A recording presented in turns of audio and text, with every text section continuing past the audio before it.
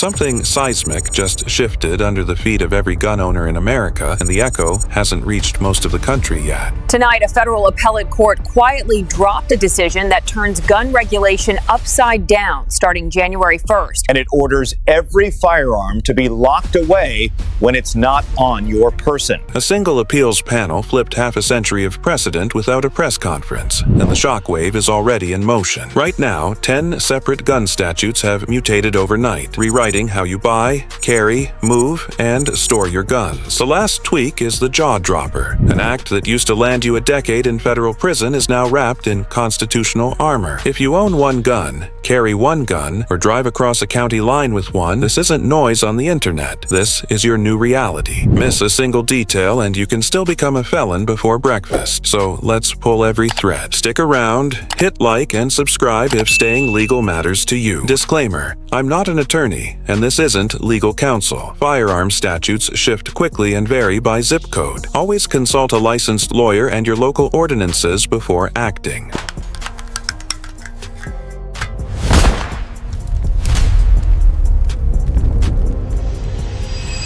Law 1.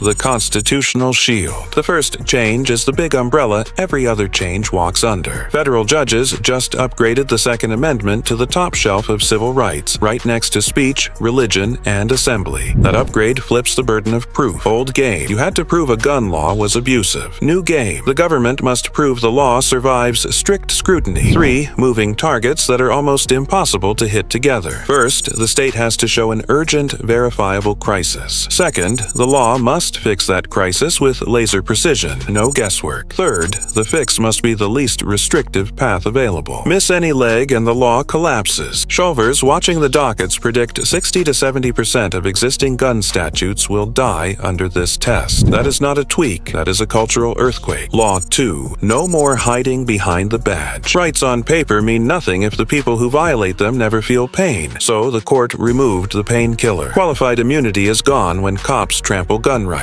Patrol deputy, sheriff, trooper, ATF, FBI, doesn't matter. Cross the constitutional line and you can be sued personally, not just the department. Your house, your pension, your bank account are all on the auction block if you lose. 3. Houston area officers just wrote a $2.4 million personal check after they arrested a man for open carry that was legal under Texas law. A Florida traffic cop lost an $890,000 pension and still faces federal charges for grabbing guns without cause. Arizona deputy cuffed a driver over a holstered pistol during a routine stop, $156,000 judgment and lifetime ban from law enforcement employment nationwide. Those aren't headlines, they're weather reports. Every badge in the country now gets the memo. Violate gun rights and you pay the invoice, not the taxpayer. Law 3. Confiscation. Crackdown. For years, a bitter ex, a nosy neighbor, or a coworker who dislikes your hat could end your gun ownership with a single form. Red flag petitions, civil forfeiture, administrative seizures, gone, struck, unconstitutional. No arrest,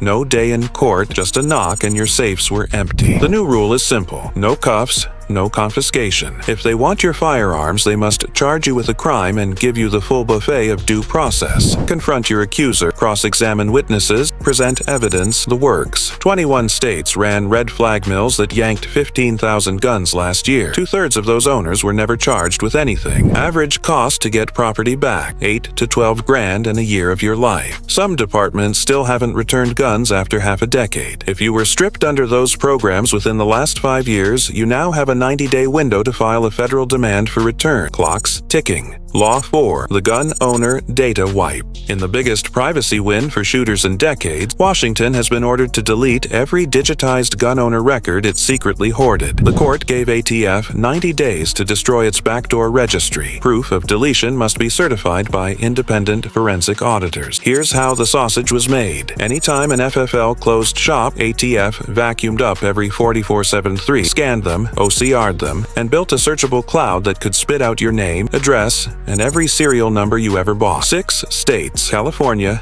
New York, Connecticut, Illinois, Maryland, New Jersey, piped private sale data straight into that cloud under information sharing memos. No warrants, no judges, just surveillance. That ends now. Fail the purge and individual ATF executives face criminal contempt, personal fines, and possible jail time. Even the FBI's NICS audit logs, kept 7 years despite promises not to, must be erased. The takeaway: lawful commerce in firearms is not probable cause for a government dossier. Law 5. Digital spying shut down. NSA's internal gun watch program flagged citizens who type bulk 9mm AR-15 buffer or concealed carry classes into a search bar. DHS auto-reported anyone who spent over $1,000 a month on guns or ammo. ATF's Time to Crime scraped arms list, Facebook groups, and forum private messages to build timelines on law-abiding owners. All 3 programs are now decommissioned by court order. Owning a firearm is a constitutional right, not a trigger for surveillance. Agencies need a real warrant based on real crime to peek at your location data, purchase history, or inbox. Early class action settlements for people who were secretly watched average $40,000 apiece. Some breach 75. The message: rights don't evaporate when you open a browser. Law 6. The 30-day carry permit rule. States turned permit applications into slow-motion extortion. 8-month waits, $300 fee stacks, endless training add-on. New federal decree: 30 days max, $50 total, no hidden surcharges. Miss the deadline, and your permit is automatically valid. Send a certified letter citing the ruling, and they must print your card on the spot. Old proper cause denials are dead letters. You can reapply tomorrow, and previous rejections can't be held against you. Hawaii issued 226 permits statewide pre-ruling. They printed 3,000 plus the first month after. This is the biggest single expansion of concealed carry eligibility in U.S. history. Law 7.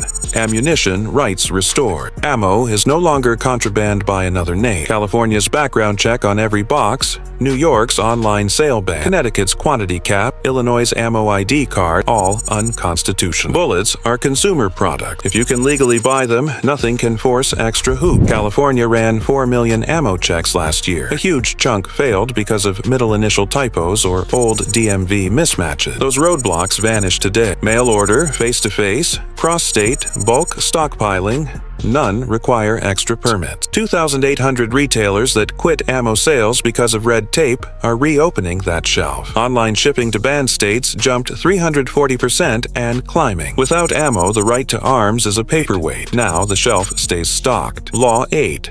ATF abuse ends. Paperwork errors are not crimes. The court ends ATF's zero-tolerance inspection blitz that yanked licenses over blank boxes or transposed digit. Revocation now requires proof of intentional criminal conduct, not clerical slip. New FFL applications must be approved within 60 days or they're auto-granted. Home-based kitchen table dealers gain federal shield against local zoning harassment. Since the ruling, FFL filings are up 89%. Small sellers no longer fear bureaucratic extinction. Access to guns means access to sellers. Keeping doors open protects the market for everyone. Law 9. No warrant, no entry. Fourth Amendment still applies after you buy a gun. Federal agents may not enter your home, garage, or shop for a compliance peek without a judge-signed warrant naming a specific crime. ATF conducted over 2,400 surprise residential compliance checks in 3 years. Now every one of those visits is banned. Average civil settlement for warrantless intrusions, $75,000 and climbing. If they knock, stay polite and deliver the line that now carries legal weight. Show me a warrant with criminal allegations or this conversation is over. Rights mean little if Uncle Sam can stroll inside without cause. Today, he can't. Law 10.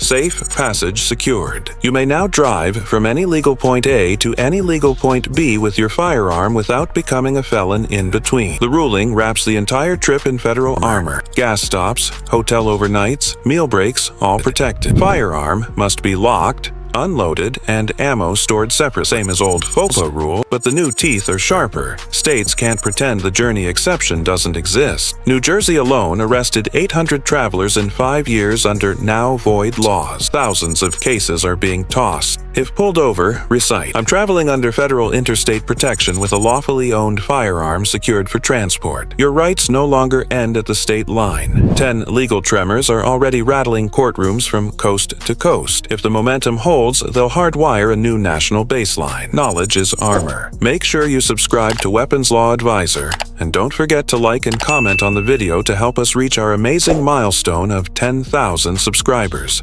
Every single subscriber matters. Your support is what makes this journey possible.